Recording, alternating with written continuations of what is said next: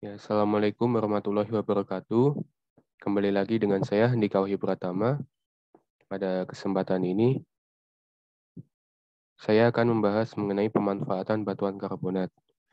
Nah, pemanfaatan batuan karbonat ini sangat banyak sekali, di antaranya sebagai bahan baku untuk konstruksi, dari segi pertanian, dan juga reservoir.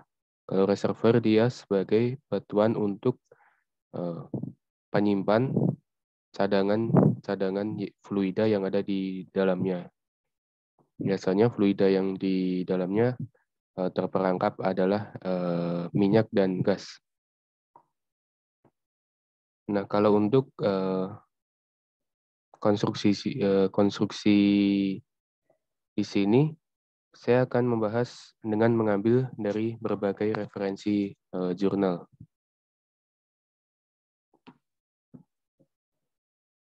Yang sudah saya rangkum menjadi demikian.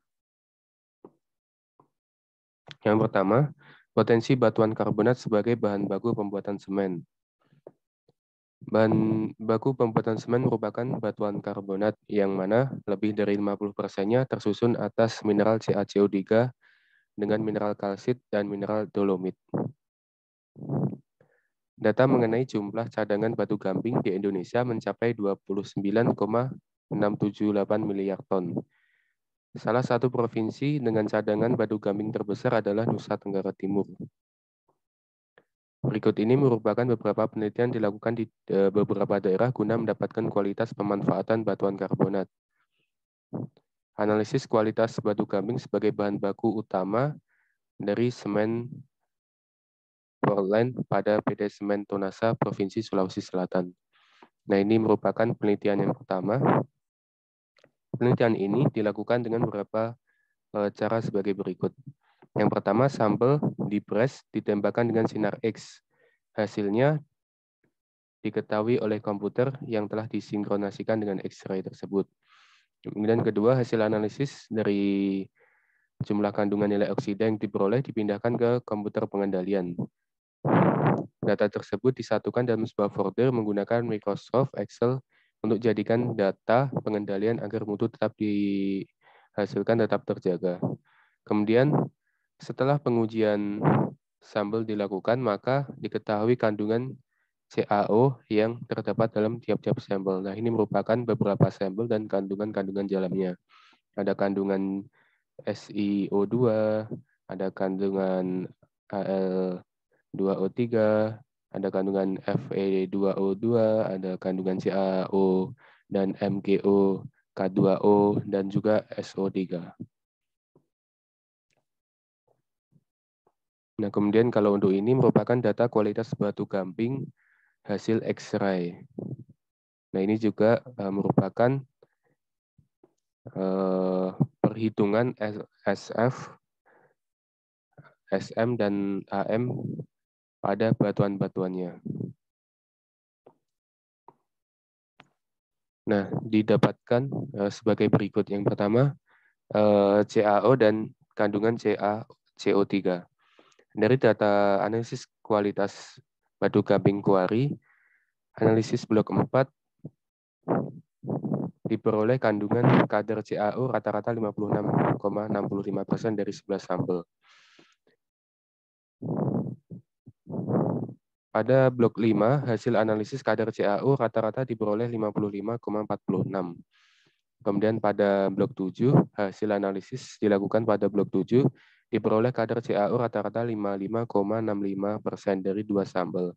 Data kualitas batu gamping blok 8, pada blok 8 diperoleh kandungannya CaO 54,91. Kemudian LSF atau Lime Saturation Factor. Berdasarkan hasil analisis LSF ini diperoleh pada blok 4 dengan nilai rata-rata 8139,5% dari 11 sampel. Kemudian pada blok 5, 43,87.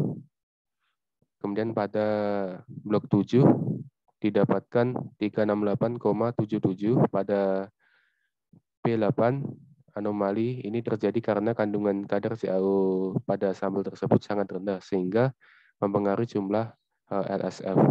Kemudian silika modulus. Dari hasil penelitiannya, SM atau silika modulus sebesar 2% pada berikutnya, rata-rata 1,71%. Kemudian pada blok 8 diperoleh rata-rata 2,41% pada 7 sampel. Pada blok ini terdapat beberapa anomali, yaitu B8 sebesar 4,03%, kemudian 4, yang keempat sebesar 3,87%, kemudian yang kelima 2,97%. Dari hasil penelitian tersebut disimpulkan bahwa batuan karbonat memiliki peran penting dalam industri pembuatan semen. Hal ini dikarenakan kandungan CaCO3 yang merupakan senyawa mineral utama dalam pembuatan semen. Industri ini dapat menunjang pembenahan daerah. Nah, karena kan Indonesia ini sedang mengejar ketertinggalan dengan negara lain dari segi infrastruktur, maka penggunaan semen harus masif dalam pembangunan infrastruktur, sehingga peran penambangan semen juga menjadi peran yang signifikan dalam memajukan sebuah daerah. Kemudian, pemanfaatan batuan karbonat sebagai stabilisasi tanah lempung. Batuan karbonat juga memiliki banyak kandungan, yang paling dominan yaitu silika dan juga dolomit. Kandungan ini memiliki manfaat yang sangat besar untuk berbagai bidang konstruksi. Sebagai salah satunya adalah sebagai penstabilan atau stabilisasi tanah lempung. Penstabilan tanah ini penting ya, karena dalam membangun infrastruktur, terutama membangun jalan, tanah harus distabilkan terlebih dahulu untuk menghindari adanya risiko amblesan yang akan mengakibatkan terjadinya korban jiwa akibat longsor. Pada pembahasan ini, penulis akan mengutip penelitian atau jurnal yang telah dilakukan di salah satu daerah, yaitu di Sorong, Papua. Nah, menurut hasil penelitiannya ini, tahapan penelitian ini adalah persiapan tanah dan kapur untuk pembuatan sampel. Uji indeks properti diperlukan seperti pemanfaatan tanah dan uji CPR. Adapun rancangan uji sampel untuk penelitian ini sebagai berikut. Ada sampel tanah, kapur, dan juga jumlah sampelnya, dan juga penambahan kapur. Hasilnya adalah yang pertama pengujian berat jenis. Hasil pengujian berat jenis memperlihatkan kecenderungan meningkatnya nilai berat jenis akibat penambahan kapur pada tanah lempung. Peningkatan terjadi sekitar penambahan 10% kapur dengan nilai 2,69 gram per cm kubik. Sedangkan penambahan kapur 6% serta 8% diperoleh nilai berat jenis 2,65 gram per cm. Artinya, di sini berat jenisnya bertambah, sehingga hal ini membuatnya kuat terhadap tekanan dan memperkecil risiko amblasan. Kemudian pengujian batas Adeberg. Pada pengujian batas-batas Adeberg, terdapat 3 variabel yang harus diteliti, yaitu batas cair atau liquid, batas plastis limit, dan juga indeks plastisitas. Untuk melakukan uji Adeberg, penambahan kapur pada tanah lempung didapatkan hasil mengakibatkan terjadinya penurunan nilai batas cair seperti terlihat pada di mana penurunan pada penambahan kapur 10% dengan nilai batas cair 50,29%. Menurut Eni Susanti 2017 serta Nini Arianti dan Ana Yuni, penurunan batas cair ini disebabkan oleh proses sedimentasi pada tanah yang menyebabkan butiran menjadi lebih besar yang mengakibatkan gaya tarik antar partikel dalam tanah menurun. Jadi gaya tarik partikel antar tanah itu menurun. Hal ini menyebabkan butiran jadi lebih besar. Kemudian analisa dengan menggunakan hidrometer. Hasil pengujian analisa ini dapat kita amati pada gambar ini. Gambar ini menunjukkan bahwa yang lolos saringan nomor 200 ini sebesar 82,5%, menunjukkan bahwa tanah termasuk dalam kategori berbudir halus berdasarkan klasifikasi USGS. Untuk mendapatkan pengujian pemadatan ini menggunakan sampel tanah asli. Nah, dari pengujian ini, uji lolos saringan nomor 4 ASTM, uji compaction yang dilakukan adalah dengan menggunakan metode modified proctor dengan mold berdiameter besar. Hal ini dilakukan agar ada kesesuaian dengan uji California Bearing Ratio atau CBR yang dilakukan kemudian. Nah, setelah dilakukan itu, maka dilakukan hasil pengujian CBR. Hasil uji penetrasi menunjukkan penambahan kapur optimum adalah 6%. Tadi sudah didapatkan seperti itu. Agar dapat memberikan pengaruh terhadap kemampuan tanah lempung dalam menahan beban dibandingkan penambahannya yang di atas 6%. Karena tadi telah disinggung pada penambahan di atas 6% justru akan membuat partikel-partikelnya tidak saling mengikat begitu. Selanjutnya penambahan pada uji penetrasi beban masing-masing memperlihatkan bahwa tanah dengan penambahan kapur 6% mengalami peningkatan CBR bila dibandingkan dengan tanah kapur tanpa dibandingkan dengan lempung tanpa penambahan tanah kapur yaitu sebesar 48,41%. Namun pada penambahan kapur di atas 6%, nilai CBR justru mengalami penurunan terlihat sebagaimana di gambar tersebut. Hasil penelitian yang telah dilakukan bahwasanya penambahan kapur dapat memberikan pengaruh yang signifikan dalam memberikan kekuatan daya dukung tanah lempung di ruas jalan. Karena dapat dianalisis melalui pengujian, didapatkan nilai bahwasanya CBR tanah lempung yang semula 46,48% naik menjadi 48,41% pada penambahan kapur 6%. Namun demikian, penambahan yang berlebihan juga akan membuat partikel-partikel itu tidak saling mengikat sehingga membuat tingkat interaksi antar partikel tersebut berkurang dan itu justru menyebabkan suatu retakan pada jalan tersebut. Kemudian peran batuan karbonat dalam signifikansi konstruksi di Indonesia. Peran batuan karbonat sangat penting karena semen sendiri itu merupakan bahan baku konstruksi, sedangkan semen sendiri itu bahan bakunya berdasarkan pada pengolahan batuan karbonat yang telah dilakukan penambangan batuan karbonat. Dari hasil pengujian di laboratorium didapatkan bahwa berupa dimensi dan berat uji, nilai gaya, tekan aksial, dan perubahan bentuk. Data ini dianalisis untuk mendapatkan nilai kuat tekan dan regangan silinder beton sebagai respon beban. Ini saya dapatkan berdasarkan jurnal yang telah saya kutip. Yang pertama adalah kuat tekan. Kuat tekan didefinisikan sebagai tegangan terbesar yang dapat dipikul oleh material hingga runtuh. Jadi kekuatan maksimal dari partikel itu untuk menahan beban itu merupakan kuat tekan. Nah, di sini beton dengan substitusi slag atau semen slag mengalami penurunan sebagai fungsi peningkatan jumlah semen slag, menunjukkan perilaku penurunan kuat tekan sebagai fungsi ternormalisasi. Hal ini menandaskan bahwa semen slag membutuhkan pemicu atau trigger. Dia di-trigger untuk semen PC dapat mengaktifkan proses hidrasinya. Kemudian kedua dari regangan.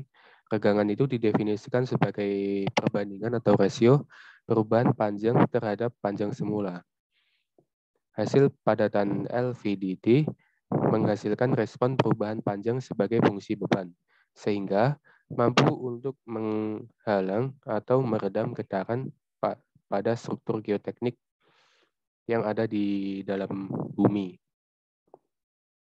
Sehingga membuat batuan karbonat ini memiliki fungsi yang sangat penting dalam konstruksi di Indonesia.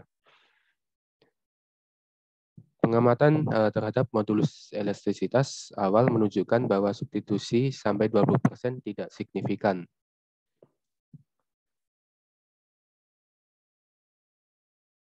Kemudian ditingkatkan menjadi 30% lagi.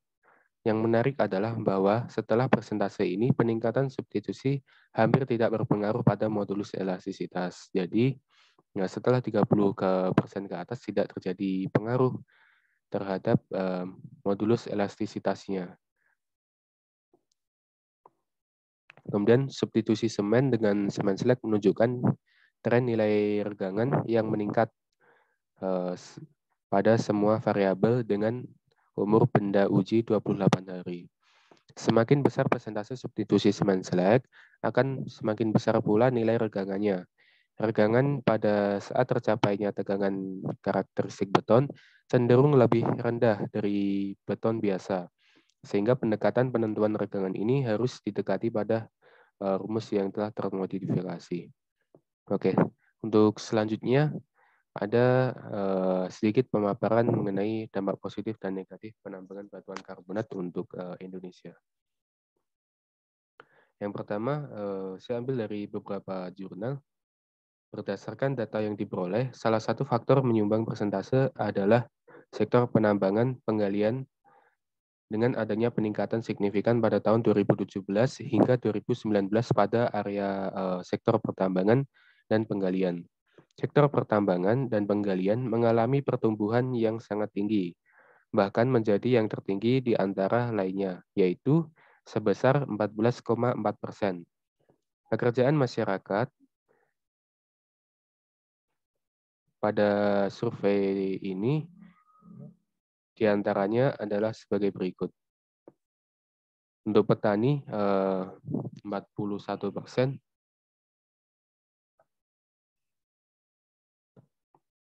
untuk nelayan 25%, karyawan perusahaan 14%, perangkat desa dan PNS 10%, jasa atau pedagang 6%, pengangguran atau serabutan 8%. Dari data tersebut, kesimpulan bahwasannya industri pertambangan ini dapat memberikan sumbangsih dalam membuka lapangan pekerjaan karena jumlah karyawan perusahaan di sini mencapai 14%, merupakan terbesar ketiga dari persentase lainnya. Sehingga penambangan batuan karbonat ini juga memberikan keuntungan dari segi ekonomi untuk masyarakat sekitar. Pada data tersebut, didapatkan persentase pengangguran cukup tinggi, yaitu 8%. Nah, apabila 8% ini dapat diatasi dengan pembukaan industri penambangan, maka dengan demikian PR pemerintah akan berkurang mengenai faktor pengangguran itu, mengenai jumlah pengangguran. Kemudian, selain dampak positif, penambangan juga memberikan dampak negatif, terutama bagi kelestarian lingkungan sekitar. Industri semen dapat mengakibatkan dampak yang baik dalam meningkatkan pendapatan masyarakat, baik meningkatkan pendapatan per kapita maupun meningkatkan gross domestic product di suatu regional. Namun, terdapat permasalahan yang timbul setelah penambangan itu dilakukan, yaitu permasalahan sosial dan juga permasalahan yang paling sering adalah sumber daya alam yang rusak. Dampak industrialisasi pada SDA sendiri adalah SDA sumber daya alam menjadi semakin menipis karena terjadinya penambangan secara terus-menerus. Dampak negatif dirasakan oleh masyarakat yang terkena industrialisasi, terutama adalah masyarakat petani, karena semakin termarginalnya mereka sehingga tidak mampu beradaptasi dengan iklim industrialisasi. Dampak di bidang ekonomi juga terdapat dampak negatifnya juga. Tidak semuanya positif, meskipun sebelumnya saya paparkan mengenai dampak positifnya. Dampak negatifnya adalah dalam hal ekonomi, masyarakat mengalami perubahan sosial secara progres dan regres. Masyarakat yang semula berpotensi mata pencarian sebagai petani, masyarakat harus dipaksa untuk mengikuti tren industrialisasi sehingga banyak dari mereka yang terdampak. Akibatnya banyak dari mereka yang menjadi pengangguran. Terlebih juga pembukaan lahan tambang dapat berakibat pada pertanian di masyarakat sekitar. Kemudian yang paling sering dirasakan bagi masyarakat adalah dampak di bidang lingkungan. Kelangkaan sumber daya alam itu menjadi PR yang paling utama dalam mengatasi penambangan di Indonesia. Jadi penambangan yang diharapkan itu dia harus memikirkan untuk keberlangsungan masa depan gitu. Kelangkaan sumber daya alam ini dirasakan ketika eksploitasi batu kars yang dilakukan membuat masyarakat petani tidak mampu menikmati sumber daya alam yang mereka miliki lagi. Mengapa? Karena eksploitasi ini pasti menimbulkan polusi, dan polusi pada batuan karbonat itu kebanyakan adalah polusi udara.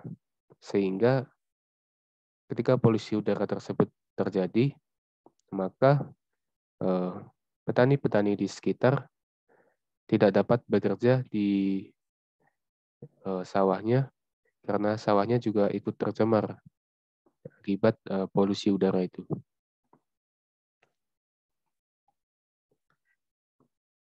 Dampak negatif lain dalam aspek lingkungan adalah kerusakan lingkungan. Nah, ini sudah pasti kerusakan lingkungan yang terjadi di Desa Temandang ini sebagai sebuah contoh, saya mengambil dari kutipan jurnal.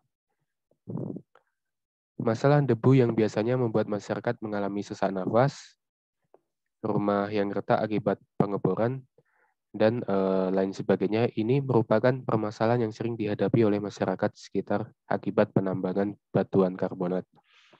Debu biasanya terjadi ketika perusahaan semen beroperasi dan ketika truk-truk melewati desa, karena banyak truk-truk besar yang keluar masuk di perdesaan, sehingga menyebabkan polusi udara. Menurut konsepsi Dahrendorf mengenai dekomposisi modal, komposisi tenaga kerja, dan timbulnya kelas menengah baru, dekomposisi modal di sini melihat pada masa Karl Marx, individu yang memegang peranan sebagai pemilik perusahaan, sedangkan individu yang tidak memiliki alat-alat produksi bergantung kepada pemilik perusahaan. Nah, di sini terjadinya perubahan iklim ketenaga kerjaan yang mempengaruhi pada proses sosial dan interaksi masyarakat. Namun dengan berputarnya waktu, pengendalian terhadap suatu perusahaan pada masa abad ke-20 tidak berada pada satu tangan individu saja. Nah, dari sini dapat ditarik kesimpulan bahwasanya penambangan itu perlu dilakukan untuk memenuhi kebutuhan dalam negeri dan juga mengejar ketertinggalan pembangunan konstruksi. Namun tetap saja dampak yang ditimbulkan itu cukup signifikan sekali, terutama pada dampak negatif terhadap lingkungan, sehingga penambangan yang dilakukan harus memenuhi kriteria-kriteria dalam kelestarian lingkungan. Dan juga yang di sini disinggung mengenai industrialisasi, di mana pemilik modal akan menguasai daerah sekitar, sehingga masyarakat sekitar harus mau tidak mau mereka tergantung kepada pemilik perusahaan, sehingga mereka yang tidak memiliki skill, mereka yang tidak memiliki keahlian di bidang tersebut, maka akan menjadi pengangguran dikarenakan kurangnya skill dan keterampilan kerja. Hal ini membuat pekerja-pekerja di sana tidak selalu didominasi oleh masyarakat sekitar sana, sehingga dengan demikian masyarakat sana tidak mendapatkan dampak yang signifikan dari segi positif penambangan sekitar wilayah tersebut. Cukup sekian dari saya, dan ini merupakan kutipan jurnal saya. Yang pertama ada jurnal yang berjudul Dampak Negatif Industri PT Semen Indonesia Terhadap Masyarakat Desa Tamendang, yang ditulis oleh Wiwin Nur Afifah Sugeng Haryanto pada Fakultas Ilmu Sosial Universitas Negeri Surabaya. Ini kami akses pada Jumat 4 Juni 2022 pukul 10. Yang kedua ada Bagus Haryo Setiaji dan Haryadi Dewa Batara sebagai, dan juga Aili si Alexander sebagai penulis dari jurnal studi penggunaan semen slag sebagai substitusi semen Portland pada beton. Diterbitkan oleh PT Iwak Semen, Konsultan Berencana, Semarang, Indonesia, Jalan Prof. Sudarto, Tembalang, Semarang, Indonesia, diakses pada Jumat 4 Juni 2022 pukul 10. Kemudian ada jurnal dari Arif Nurwakisto, Fajriani Amil, dan Sri Widodo.